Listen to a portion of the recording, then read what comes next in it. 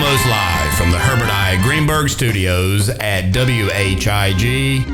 It's Up Late with Sam Bass. Thank you, Scott Smith. Good evening and welcome to the show. First, we have a first-class show for you tonight thanks to our new presenting sponsor, First Class Real Estate Triangle East. I want to give a big thank you to Brent and Tiffany Hill and their entire team over there. Great folks. I see them everywhere. They're great in the community. I want to also take a second here to thank Metro Maintenance, another great community organization, great company. I want to give a special shout out this week to their HVAC technician, Mickey Simpkins. He's been with them for over 20 years. If you've got a unit that's down, he's the guy. They actually call this guy the HVAC Whisperer. Never heard of such a thing, but that's what they say. I want to remind you, don't forget to subscribe to our YouTube channel and drop us an email from time to time, so we want to hear what you got to say about the show. So you've heard the expression "for the birds," right? It usually refers to something that's annoying or trivial or something you don't really want to do. Well, what can I say? This episode tonight is for the birds, but in a good way. Brent Lubbock from Sylvan Heights Bird Park in Scotland Neck is here in person tonight, and he brought birds. So if you hear a funny noise or you wonder why I've got this cover on the table, that's why. They're probably making a first-class mess in our green room right now, but it wouldn't be the worst mess we ever had back there. I'm not going to mention any names, but you know who you are. So back in our green room a little earlier, I told Brent, don't worry, the show is almost live. It's taped, almost live. So you don't have to worry about anybody making a mess. He said, hey, don't worry about my birds are trained. You don't have to worry about them. I said, well, it's more me that's the problem here, so I promise I'm going to try not to make a mess here. So they did put the plastic out for the birds, and we're actually thinking about making it part of the permanent set, just in case I spill something, get out of hand. I promise I won't do that. I'm going to be on my best behavior tonight. Count on it. This kind of looks like the old kill room from the TV show Dexter.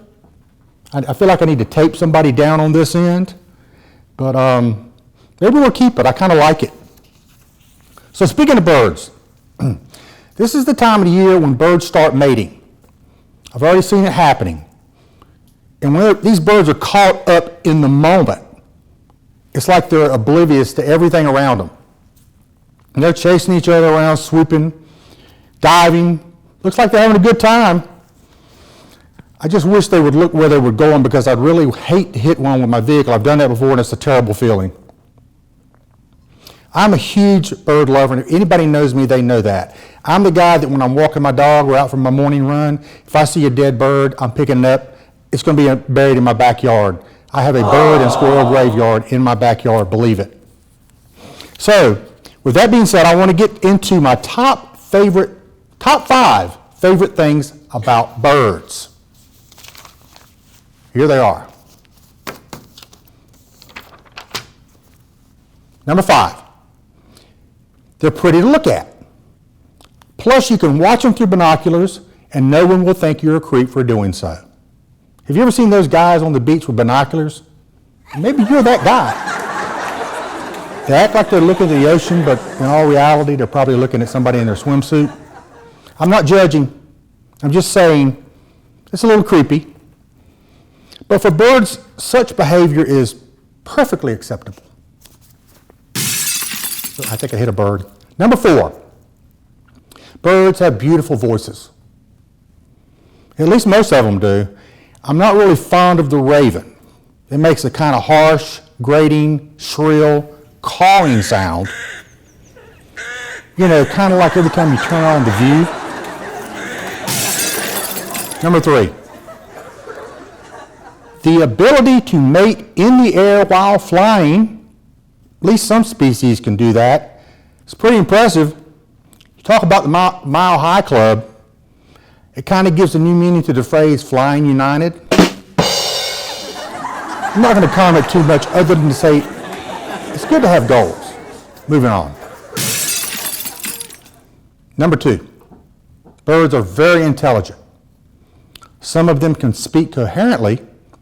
Many are known to have exceptional memory. Some can even solve puzzles. Well, hey, maybe a bird should run for president. Sounds like they already have a pretty distinct advantage there. And my number 1 favorite thing about birds is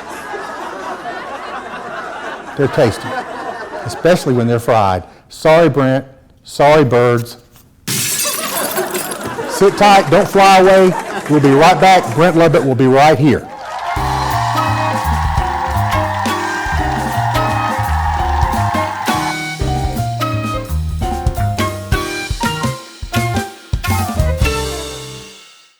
Metro Maintenance has provided fast, reliable services in Nash, Edgecombe, and Halifax counties for over 35 years. Metro Maintenance offers services for residential, commercial, and institutional facilities. These services include heating and cooling, electrical, plumbing, and general repairs. Our numerous years of experience, knowledge, and resources help us to accomplish our mission of serving our customers with superior service achieved through integrity and hard work. All of our work is guaranteed. For service, call 252-977-2730 or find us on the web at metro-maintenance.com. First Class Real Estate Triangle East. When buying or selling a property, think of us first. We are back, and I'm here with Brent Lubbock from Sylvan Heights Bird Park in Scotland Neck. Thank you so much for joining us tonight. It's my pleasure. I look forward to coming out and be able to share the birds we have at Sylvan Heights with you guys. And as promised, we've got covering because we have birds. Shall we test it out? Let's go ahead. Let's pull one arm out of there and see what we've got here. All right. Here we go. Ooh. First one. Don't worry. Wow. You're not in the splash zone. This is a North American wood duck, sometimes called a Carolina duck. This is one of our education birds. And this is a male. He's got all the bright colors, especially this time of year because they're going through a breeding season. But his name is Freddie. That's what we use. But not just the colors, but you look at the feathers too. It's just amazing, all the different styles of feathers on this bird. Can I touch him? Yeah. Just go real slow. Yeah. He won't chomp at me, will he? No, he's used to it. Oh, he's pretty. And the feathers, of course we know feathers are good for flying and keeping dry, but they're also, I wasn't saying keep it dry, they're waterproof. If water hit this, turn into droplets straight off. So Wow. it keeps them very dry from all the So elements. the law of nature is the male has the coloring and the female does not. That is correct. So yeah, the males have those bright colors to get the lady's attention. And also the females have the browner colors, so when she's sitting on the nest, predators can't see her. So he could actually, with his sounds and colors, he'd get predators to go further away from a nest. So helps protect them and stuff. Very pretty. And you'd see these around North Carolina. If you were in the wetlands and stuff, these are the common species around Okay. here. Yep. Okay. But, and then, You said it's a wood duck. Yep, wood duck. Sometimes in Europe they call them Carolina ducks because the majority of them are found in North and South Carolina. Okay. Chomping at your ring there. Oh yeah, he's gonna have a good old time. Yeah, But he is so pretty. another interesting fact about these guys is when the wood ducks hatch out, they'll come out of the top of trees like in a cavity and they'll fall all the way down and bounce and then carry on. No damage whatsoever. Wow. So, but, Look, he is really pretty. oh yeah. I am very surprised he's so calm in here. I guess you use him all the time. Yeah, he's just used for education. Mhm. So like coming up, we have a lot of schools coming up and going to visit, and also we do outreach. He's one of the guys that gets used. Now, if I had one of our other wood ducks in here, it wouldn't be pretty because he'd be running around flying everywhere. But this is your good one. Yeah, though. this is the education bird. Okay, he doesn't like me. Freddie, you want to turn that way? Let the people All right, see Freddie, you better. yo, look at the camera, Freddie. Over here. You can see those little web feet he's got too. Oh, yeah. Yeah. And this is a duck, and ducks are part of what we call the waterfowl family. And there's 3 types in the waterfowl family: ducks, geese, and swans. Didn't bring a swan, but I did bring a goose, which we're going to see later. Oh, boy. And ducks, there's about, over 100 different species of ducks in the world. Wow. Yeah, there's only 30 species of geese in the world, and there's about 8 species of swans. Okay. And, He's- go ahead, I'm sorry. That's good. There he goes. Stay there, buddy. He's really, I can't get over the coloring of this. I hope the camera picks this up. It's really a pretty bird. Yeah, I know it's unbelievable the way the light hits it too. So some places aren't just one color. When the light hits it, it'll change. Right. Iridescent stuff. He's trying to get me. And there's actually, if you come to Sylvan Heights, there's some what we call leucistic species. Not albino, where albino has no pigmentation. Right. Leucistic means silver, apricot, and even white, where the whole color. This male wood duck would just be completely white, completely silver, or apricot color. Wow. Yeah. Is that a rare thing? It's a very rare thing, but it does happen. Survival wouldn't be good in the wild with those colors. Predators would see them easy, but it does happen sometimes in captivity. Yeah. All right, well, let's look at number 2 right quick. All right. See you, Freddie. Freddie. So I'm going to have to go down a little bit because this one's a little bigger. Uh-oh. Here we go. Actually, we might make sure we we'll move that somewhere here. Do you want to push that? This one's a bit larger. And this is Beatrice. And Beatrice is a goose. Oh, Lord. Hold on. There we go. Get comfortable. Okay. So Beatrice is a bar. I understand. Wait till Beatrice does hers. I feel your pain. You can let us talk? Are we going to be able to talk, Beatrice? Or maybe not? Well, we have to do the interview with Beatrice. You can. I think, yes, you go ahead. Beatrice, how are you liking Rocky Mountain today? Really? I feel the same way. Yes. Yeah, well, it can't be perfect. We do the best we can. So Beatrice, you can let me talk a bit? All right. So you can see why Beatrice is called a bar-headed goose, because of the bars on her head. This is one of the highest flying birds in the world. Highest flying? Highest flying. This really? one, over the... somewhere like the Alps and places in Europe and Asia, they can fly up at those high altitudes where people in planes can actually see them flying at those high altitudes. And quite a few years ago, Beatrice, interesting thing happened is a lady named Jessica Meir. She was one of the 2 astronauts when they had 2 ladies in space, outer space.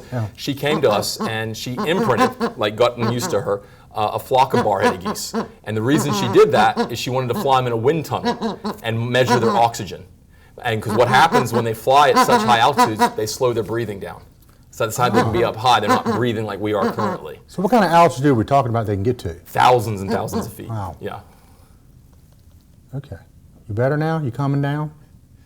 So looking at a goose compared to a duck, a lot larger, as you can see. A lot of people think of geese, they think Canada geese because the golf courses, because they're mainly grazers. They're not on the water like the ducks and swans are. Longer legs, of course, but still the web feet and stuff. And the males and females, they're not dimorphic, they're monomorphic, meaning the males and females look the same. So you see a male goose and a male. Well, I was going to ask you if the male had more color. Nope, same colors. And other than Freddie, the wood duck we just saw, with most of the waterfowl we imprint, we do the females. Males normally get aggressive, so they're not always good for doing stuff. Yeah. You're using your kill. Hey, good thing we've got it. That's why it's there, Beatrice. Feel free. But yeah, she's a really great goose. Same thing with the wood duck, the feathers. I'm a little more hesitant because of the term getting goosed. Here, let me turn around. You might get pooed, but you won't get goose this way. Okay, can I? Yeah, just go slowly. Okay. There we go.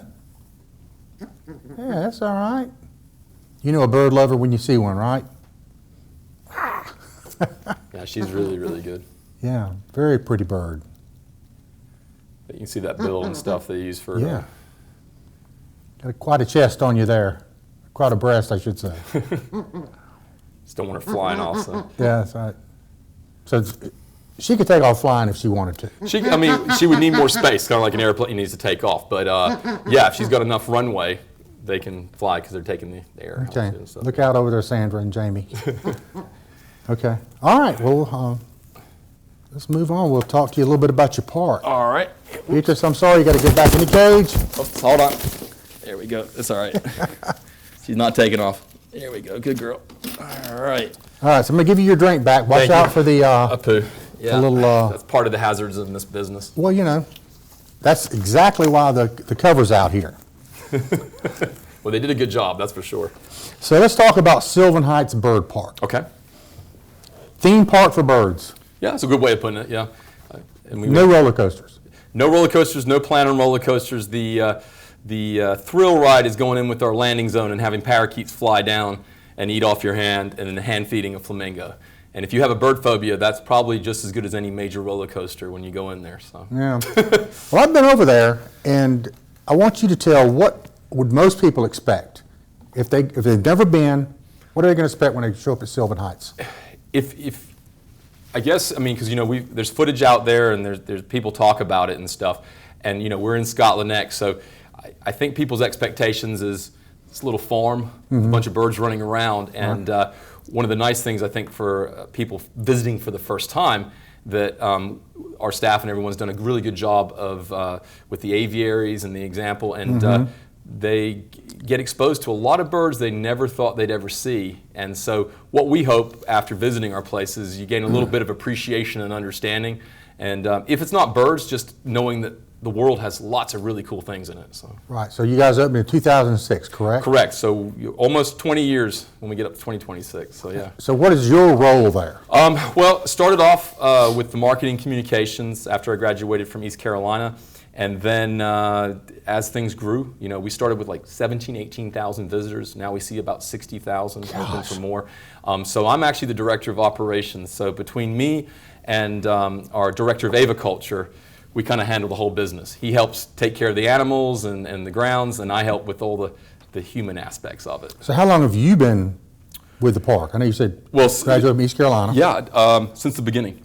Okay. So, yes, the very beginning. Got the degree, and I actually worked for the North Carolina Zoo Society doing the job I was doing then for 5 years, so there was no concern of nepotism, because I'm a Lubbock, and I was working with my parents, which are also Lubbocks. So what's the favorite thing about your job? For me, I think each day is pretty unique. You never know what's going to happen, and someone always told me if you work with animals or children, you can never plan it out. So, we have lots of kids coming to the park, and we have lots of animals. So each day is a different day, and it's a different surprise, but also learning something new. So do you feel like you have a natural way with animals? Is that something learned or just something somebody has? It's a bit of both. I think, most people grew up with a dog or a cat possibly as a pet. Right. I grew up with loads of birds, so it's part of my background. But I think it is also something people that put time into it can learn and respect, and can be good with handling and doing, because there's a certain way you want to handle birds. Is there a certain bird that you particularly like? If it's not one of these guys, it's okay. We don't have to talk about it. Is there anything in particular that really stands out for you? For me, it is some of the educational animals, because those ones we put a lot more time into. But there's even Emmett the emu, which we don't use for education, and he's such a big hit at the park with the visitors and stuff. So, but with over 2,500 birds and over 200 some species, I wouldn't say I have a favorite, because there's always something different, and I appreciate each bird for what it's got to offer. So I wanted to ask you about, so right next to you guys, you have the Sylvan Heights Avian Breeding Center. Correct. Tell me a little bit about that. Well, that's actually the original business, and it still exists today. When my folks and I moved, so a little history lesson we got some time. Okay. So we moved from England in the early 80s. We lived in Montgomery, Alabama with a business partner there. Right. Started the collection then. And then we had another opportunity with another business partner in Sylva, North Carolina. So that's where the name comes. Okay. Sylva meaning wooded, Sylvan means wooded. We were up in Sylva, and my folks were raising waterfowl, ducks, geese, and swans. Okay. So all the other birds kind of came later when we opened the park. And did that for 5 years, and it was okay.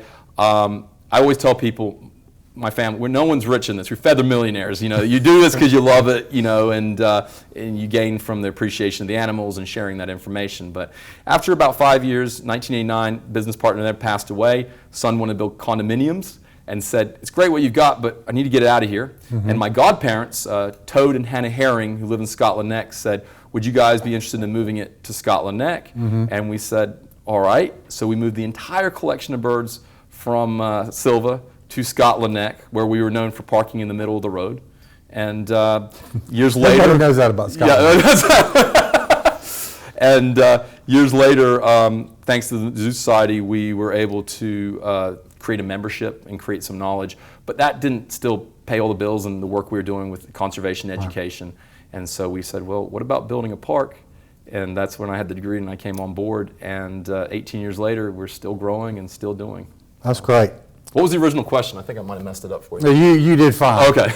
So we got a picture we're going to put up here of a young lady holding what appears to be a a flashlight up to an egg. Okay. And I believe the process is called candling. Yep. Can you tell me a little bit about that? So basically, when a bird lays an egg, the first day or so you might not see anything, but after a couple of days, a small dot starts to form. That's the heart, and then the little lines are the veins. Kind of like an ultrasound type. Yeah, thing. exactly. Yeah. And we use the flashlight in a dark space to be able to look to see how the egg has progressed. There's also an air pocket that forms too. Most birds take about 30 days to hatch out. And when they get ready to hatch out, they'll do a 360-degree chip all the way around the air pocket area.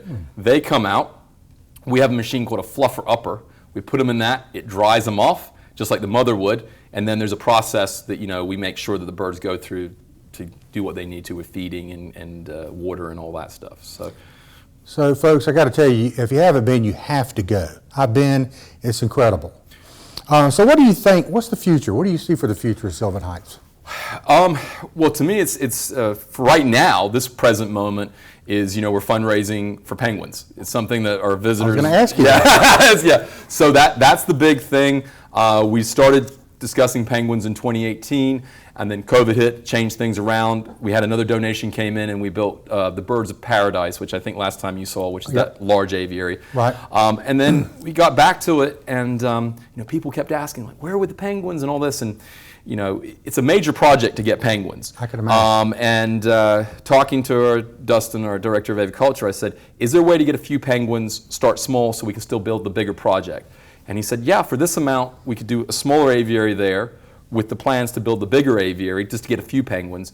And so we had a match, been raising that match towards the 100,000. It's going to take about 250,000. Once we announce that, we'll be a year out, and you'll see the first footprint with a few penguins. With a bigger footprint, we're going to be fundraising for that's going to have a focus on water and how water is important to birds, and we're going to have waterfalls and all these other cool things. So when we do something, we don't usually do it like anybody else. We try to do something unique, special, because we know the importance of our exhibits. One, for the birds, make sure the birds are happy and in a good area, but also the other aspect is to engage so the people who are seeing these birds, the birds are happy, but also the people are transported. We want people to understand the habitats and the importance of those habitats these birds live in, because if we don't learn about where these birds are from and we don't protect those habitats, then the birds in the water are just going to disappear. Well, that sounds exciting, getting penguins. I'd love to see that. So we'll get you out there. I got to come. So I want to ask you something about your dad. Okay. Yeah, he's the man. I talked to your dad a little bit when we went over there. Right. He's from Liverpool. Well, yeah, I guess he's from that area, yeah. So. And he was like on an American Bandstand type show. Yep. And at one time, he was more famous than the Beatles or the Rolling Stones. He was, well, yeah, in a way, yes. I know it sounds weird, but you're right, because the show was called Disco Go-Go. And the deal was that he was a professional dancer. And the setting was where the band would come out. It's like a coffee shop type area. And he'd learn these new dances, the jives and all this, were early 60s. And I think they called him Texas Mike because our last name's Lubbock. So he would go on, he'd have the cowboy boots and all this, and he'd have a dance partner, and they would dance. Well, the bands that were coming on were like the Beatles, the Rolling Stones, Jimmy. But they weren't famous then, because remember, early 60s, they're just starting out. So one of my dad's stories I always love is that this guy had played that night, and he's outside. Dad's coming outside the studio. The guy's sitting on the steps smoking a cigarette, looks up at my dad and says, well, how did you think I did? And the dad was like, yeah, you were pretty good. It was Eric Clapton. Oh, God. But at the time, he wasn't. He was just playing his music, just getting out there. Just getting on. Yeah. And so his dad met all these real famous people in those early stages. So this is a show within itself. Yes. Unfortunately, we don't have time to talk about all that. I know. But you asked the question. It's a great story, and I want to hear more about it. So I want to thank you. Thank you so much for coming on. Oh, it's my pleasure. This interview went by very quickly. Okay. But thank you so much. We'll have to get you back on here. Maybe bring your dad over here. We'll talk a little bit more. Okay. Thanks for bringing the birds. Oh, my pleasure. Appreciate it. Thank you so much.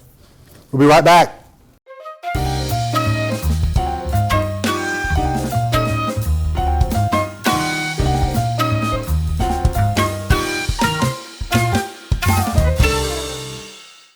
Metro Metro Maintenance has provided fast, reliable services in Nash, Edgecombe, and Halifax counties for over 35 years. Metro Maintenance offers services for residential, commercial, and institutional facilities. These services include heating and cooling, electrical, plumbing, and general repairs. Our numerous years of experience, knowledge, and resources help us to accomplish our mission of serving our customers with superior service achieved through integrity and hard work. All of our work is guaranteed. For service, call 252-977-2730 or find us on the web at metro-maintenance.com. First Class Real Estate Triangle East. When buying or selling a property, think of us first. Hey, welcome back. We've got a new feature I want to talk about on the show. There's a fine group in Wilson called the Maggie Society that helps dogs get placed into homes. We're going to feature a dog tonight. This dog is a shelter survivor and a heartworm survivor. His name is Cup of Joe. He is a pit bull terrier foxhound mix, about 5 years old. He's great with families, with a little bit older kids. So take a look at him if you're interested. Get in touch with the Maggie Society over in Wilson. I want to thank my guest, Brent Lubbock, for coming tonight, all the way from Scotland Neck, from Sylvan Heights. Great show. We enjoyed the birds. And look, every Thursday night, make sure you join us right here at 10 o'clock on WHIG for a great time. I'll see you soon. Join me again. Take care.